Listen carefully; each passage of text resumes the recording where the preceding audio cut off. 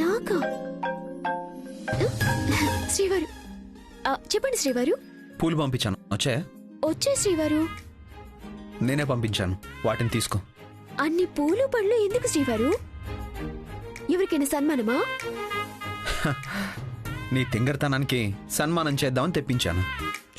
Thank you శ్రీవారు. నీ బొందే నీ బొంద. ఆ పూలతో మన రూమ్ ని మన బెడ్ ని బ్రహ్మాండంగా అలంకరించు. పూలతో బెడ్ గది అలంకరించాలా? ఎందుకు? ఒసే తింగరదానా, నీ శోభనానికి బామ్మా. సరే శ్రీవారు. Very good. బామ్మా, సంవత్సరం తిరిగే లోపు నీ చేతిలో బొడ్డోని పెడతానే. ఆ బొడ్డోణ్ణి నేను ఆడించుకుంటూ మీ తాత పేరు పెట్టుకుంటానే. ఎందుకు? పెద్దయ్యాక అమ్మాయి వెంట తిరగడానికా? నీకెందుకే? అదేం కాదులే, నేను మా నాన్న పేరు పెట్టుకుంటాను. మంచి ఆలోచన, బావుంది. వదినా, పుట్టింటికి ఎక్కడ తీద్దాం? తిరుపతికి వెళ్దాం. అబ్బా, తిరుపతి లడ్డు అంటే నాకు చాలా ఇష్టం. అప్పుడెప్పుడో మీ తాత ఉన్నప్పుడు వెళ్ళాను తిరుపతికి, మళ్ళీ ఇంతవరకు కుదరనే లేదు. తిరుపతి బాగుంటుందా? మీకెందుకయ్యా అదంతా? మరి మీ సోది మాకెందుకండి? సంతకం పెట్టండి, మేము వెళ్ళిపోతాం. ఆ తర్వాత మీరు తిరుపతికైనా పోండి, ఇంకెక్కడికైనా పోండి. తీసుకోండి. నేహా,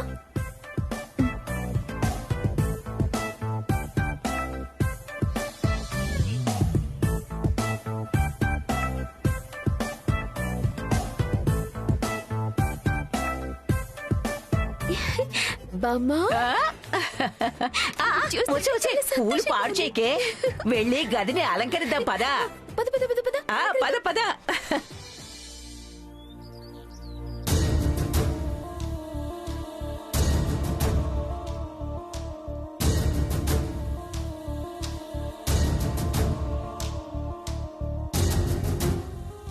ఆగు రాధిక.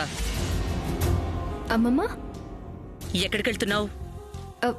అమ్మమ్మ, ఫ్రెండ్ని కలవడానికి వెళ్తున్నానమ్మమ్మ. ఈ సంగతి నీ భర్తకి చెప్పావా? లేదమ్మమ్మ, తను ఆఫీస్ వర్క్ లో చాలా బిజీగా ఉన్నారు.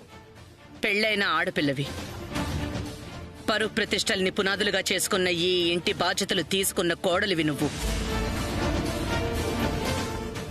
బయటికి వెళ్ళడానికి చెప్పులు వేసుకునే ముందు నీ భర్తకి చెప్పి వెళ్లాలనే జ్ఞానం లేదా నీకు? ఆయన్ని డిస్టర్బ్ చేయడం ఎందుకని. ఎక్కడికి వెళ్తున్నావో చెప్పాకే వెళ్ళాలి. అమ్మమ్మ, చాలా అర్జెంట్ ఉంది. నువ్వంత కంగారుగా పరిగెట్టాల్సిన ముఖ్యమైన పనే ఉంటుంది. నా ఫ్రెండ్ ఒక సమస్యలో ఉంది, అందుకే వెళ్తున్నాను. హలో, బయలుదేరాను, వచ్చేస్తున్నా.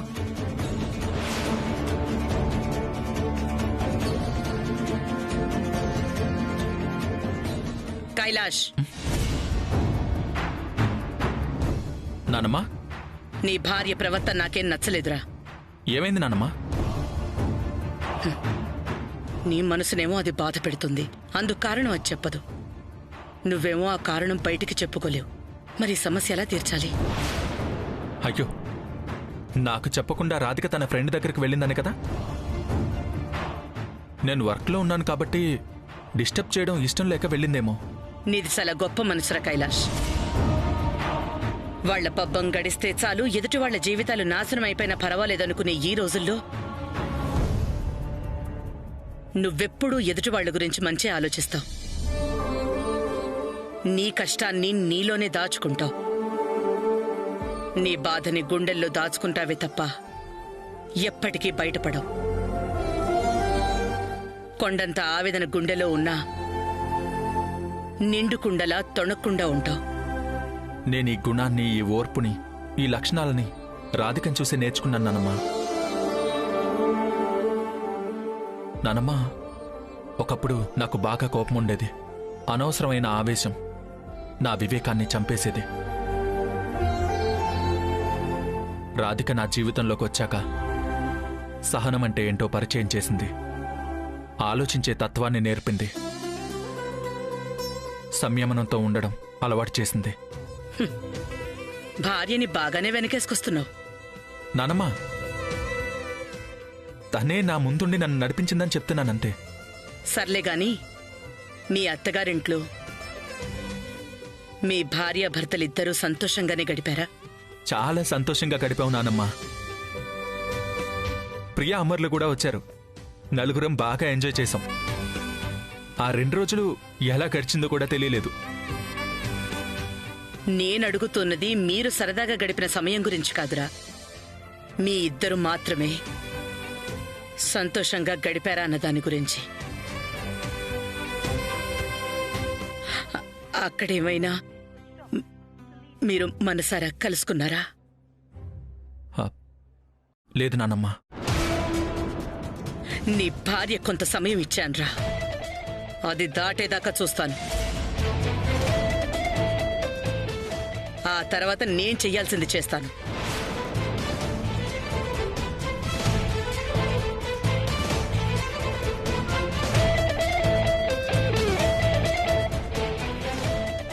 తను తీర్చాల్సిన బాధ్యతలు వదిలేసి బయట పెత్తనాలకు వెళ్తోంది రాధిక. నేనిచ్చిన గడువులోగా చెప్పింది చెయ్యాలి. చేసేలా చేస్తాను.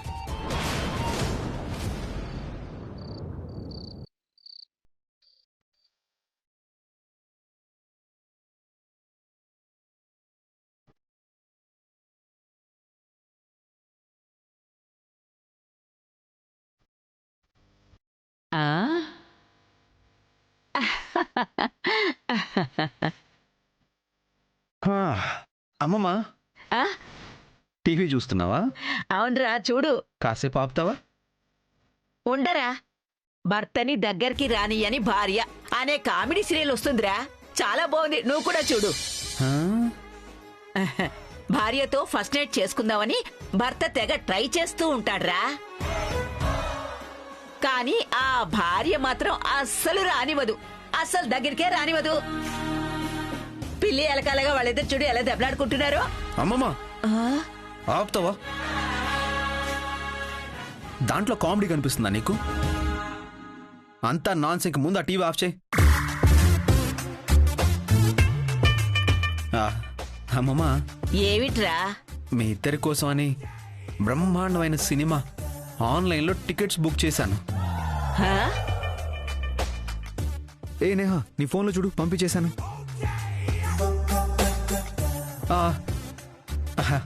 టైం అవుతుంది, వెళ్ళి చూసిరండి. అన్నయ్య, ఏ సినిమా అన్నయ్య? చూపులు కలిసిన శుభవేళ అని ఓ మంచి సినిమా. హా, ఈ వయసులో నేనెవరితో చూపులు కలపాలి? నాకేం శుభం జరుగుతుంది? అదొక్కటే తక్కువ నీకు. ఆ సినిమాలో కూడా నీలాగే ఓ ముసలిది ఉంటుంది. హా? ఆ చేసే కామెడీకి కడుపు నిండా నవ్వు వస్తుంది. అన్నయ్య, మరి నువ్వు వదిన వస్తే బాగుంటుంది కదా? నేనా? నాకు చాలా చాలా ముఖ్యమైన పని ఉంది నేహా, చాలా ముఖ్యమైన. మీరు వెళ్ళేసండి. సరే అయితే నువ్వు పని చూసుకో, నేను వదిన తీసుకుని వెళ్తా. వసే నీ బొందలే, కూర్చో. మీ అన్నయ్యకి వదినికి ఇంట్లో చూపులు కలిసిన శుభవేళ సినిమా ఉందిలే, అది చూస్తాను. చిల్లిపి అమ్మమ్మ అన్ని ఇలాగే కనిపెట్టేస్తుంది. అదంటే చిన్నపిల్ల, నువ్వు మాట్లాడేది నేను గ్రహించలేనా ఏంటి?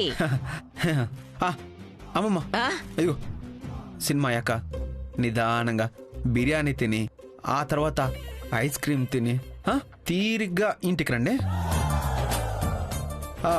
వెళ్ళేసరండి. సరే అన్నయ్య, అయితే మేమిద్దరం సినిమా చూసొచ్చాక నువ్వు వదిన చూసే చూపులు కలిసిన శుభవేళ సినిమా మేం కూడా ఇంకోసారి చూస్తాం. పుసే తింగరదానా, నువ్వు నోరు మూసుకో. నీకేం తెలియట్లేదు. ఇంకేం మాట్లాడకుండా పద. కోప్పడతావేంటమ్మమ్మా? ఏం తెలియదు, పద. ఎస్.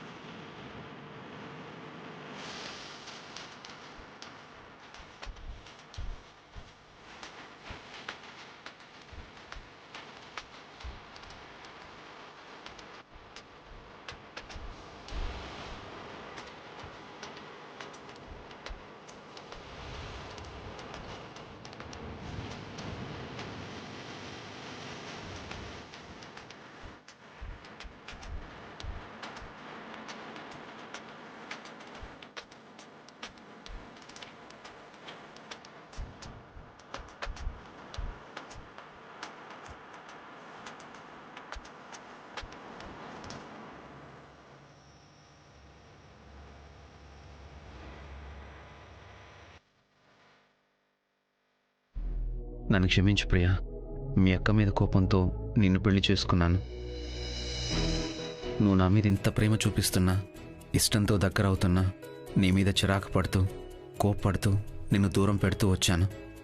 నేనెంత తప్పు చేశానో నాకు ఇప్పుడిప్పుడే తెలిసొచ్చింది ప్రియా.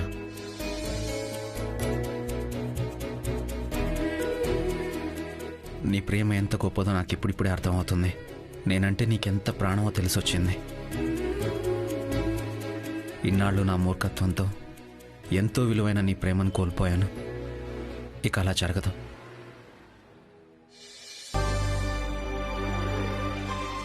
ఈ రాత్రే మనం కలుసుకుందాం, ఏకమవుదాం. మనం ఎప్పటికీ ఇలాగే కలిసి ఉందాం, కలిసి ఉంటాం కూడా. 5 నిమిషాలు ఫ్రెష్ అయ్యి వచ్చేస్తాను.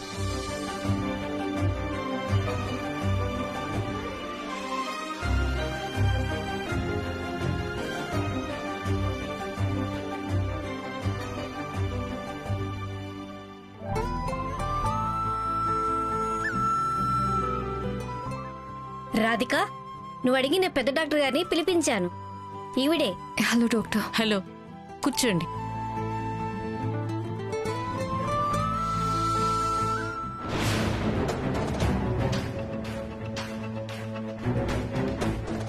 చెప్పండమ్మా. చూడండి డాక్టర్, నేను నా భర్తని కాపురానికి దూరం పెట్టి ఆయన ఆవేదన పడుతుంటే చూడలేక నరకం అనుభవిస్తున్నాను.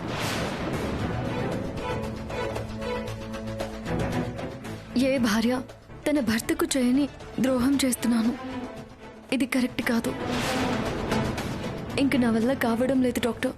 నేను నా భర్తకి నిజం చెప్పేస్తాను. నో, అలాంటి తప్పు చేయకండి. ఇంకా కొన్ని రోజులు మీ భర్తకి మెడిసిన్స్ వాడితే ఇక ఎలాంటి ప్రమాదం ఉండదు. అప్పుడు క్షేమంగా మీ భర్తతో మీరు కాపురం చేసుకోవచ్చు. అలా కాక తొందరపడి అతని సమస్య చెప్పేస్తే అది నమ్మకపోగా నాకేం కాలేదు, నేను బాగానే ఉన్నానని మీకు ఫిజికల్గా దగ్గర అవ్వాలని చూస్తే అది అతని ప్రాణానికే ప్రమాదం. అమ్మా రాధిక, నువ్వు కూడా డాక్టర్వే కదా, అర్థం చేసుకో. కరెక్టే డాక్టర్. నా భర్త సమస్య చిన్నదే అని నాకు అర్థమవుతుంది. కానీ నేను కారణం చెప్పలేకపోవడం వల్ల మా ఇంట్లో అందరూ నన్ను తప్పుపడుతున్నారు.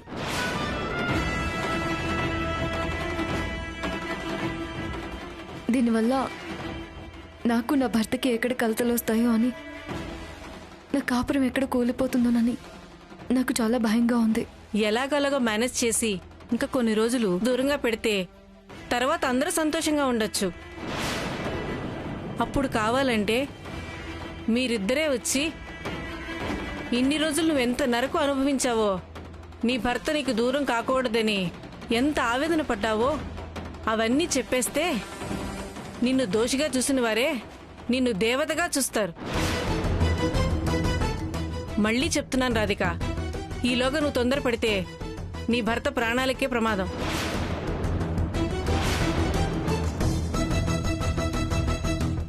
ఇంకొన్ని రోజులంటే ప్రతి క్షణం నాకు మా ఇంట్లో నరకం కనిపిస్తుంది డాక్టర్.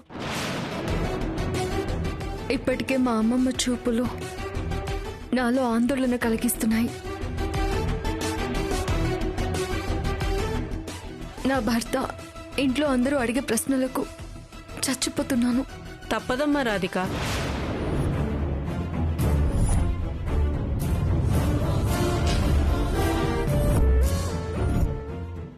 ఈ మెడిసిన్ని రెగ్యులర్గా యూజ్ చేయండి. Thank you doctor. వెళ్ళొస్తాను.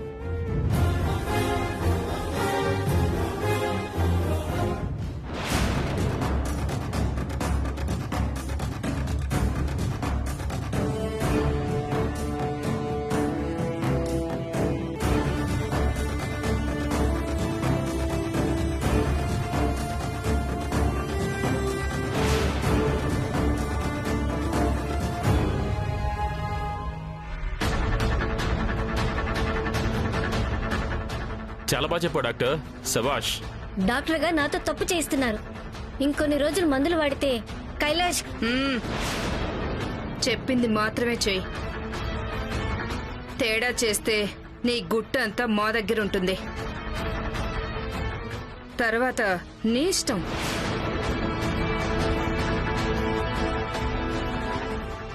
ఇంకో రోజులు పిన్ని కైలాష్ కలిసి రాధికని బయటికి నెట్టేయడమే కాదు, ఇంకో పెళ్లి కూడా చేస్తారు.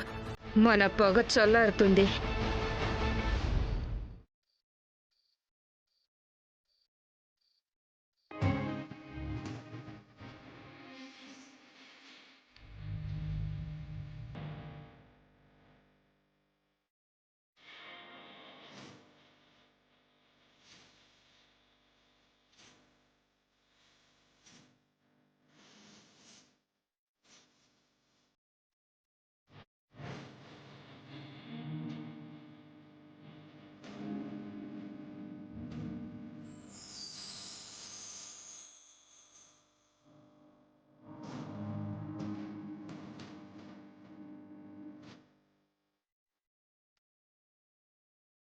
శ్రీవారు ఇప్పుడు వచ్చారు.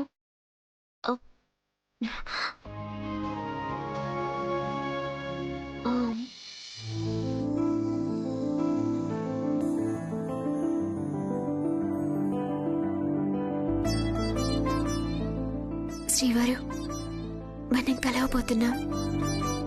నాకు చాలా సంతోషంగా ఉంది. మీతో పరిచయం నా అదృష్టం. మీరు పెళ్లి చేసుకోవటం నాకు వరం.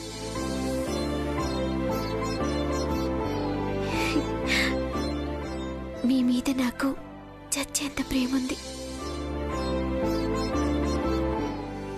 అందుకే ఫ్రెండ్ అయినా సరే మీరెవరైనా అమ్మాయితో మాట్లాడితే తట్టుకోలేకపోతున్నాను.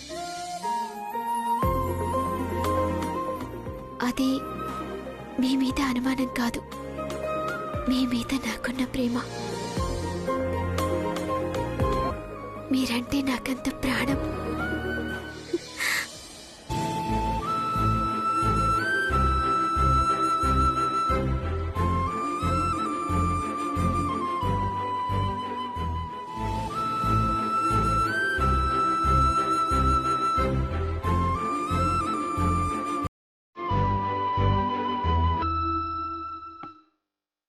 ప్రియా, మీరేంటి శ్రీవారు ఇక్కడ నిద్రపోతున్నారు? నువ్వు ఇక్కడే పడుకున్నావు. నేను చూస్తూ చూస్తూ నేను కూడా అలాగే నిద్రపోయాను.